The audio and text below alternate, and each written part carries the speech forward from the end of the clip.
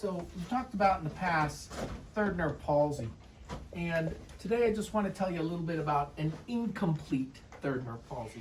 So just to remind you, a complete third nerve palsy means the lid is down, a complete ptosis or an almost complete ptosis, and involvement of all the extraocular muscles innervated by cranial nerve 3, which is basically all of them except for the superior oblique muscle, which of course is cranial nerve 4, and the lateral rectus muscle, which is cranial nerve 6. So if you have all the muscles involved and you have a complete or near complete ptosis, that is what we call a complete third nerve palsy. Then the pupil becomes the important thing at that point.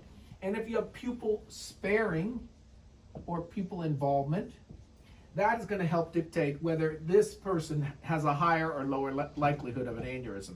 So anybody who has a pupil-involved palsy, regardless of whether it's complete or incomplete, should be assumed to have a posterior communicating artery aneurysm until proven otherwise. That's the rule of the pupil.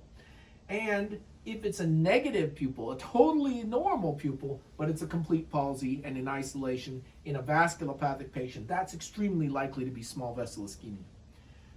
So today we're talking about the dangerous one, which is the partial third nerve palsy.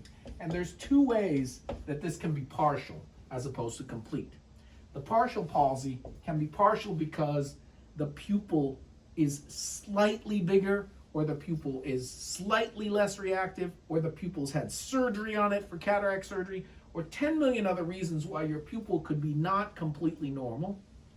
And then we have partial palsies. Partial palsies could be either the lid is not involved or the lid is not involved all the way, or it's a divisional palsy where just the superior rectus and the lid is involved but not the inferior or not the medial rectus. And these partial palsies all have to be worked up for aneurysm. So the rule of the pupil only applies if you have a complete palsy and only if you have pupil sparing or pupil involvement. Then use the rule of the pupil. But if it's a partial palsy or a partial pupil, that could still be aneurysm. And normally we're going to start with a non-contrast CT scan for subarachnoid hemorrhage, followed by a contrast CTA to look for the aneurysm. And you still need to have a contrast MRI even after a negative CT and a negative CTA, because the MRI is better for non-aneurysmal causes of third nerve palsy, like tumors and 10 million other causes that have nothing to do with aneurysm. So we really need to have all three imaging studies if we have a partial palsy or a partial pupil. The only person that you can get away with not imaging is pupil spared, complete third in a vasculopath who's getting better. If it's pupil involved, then you're back over here, CT, non-con, CTA, MRI. So in summary, partial palsy, very, very dangerous. That could still be an aneurysm. Do not apply the rule of the pupil for partial palsies.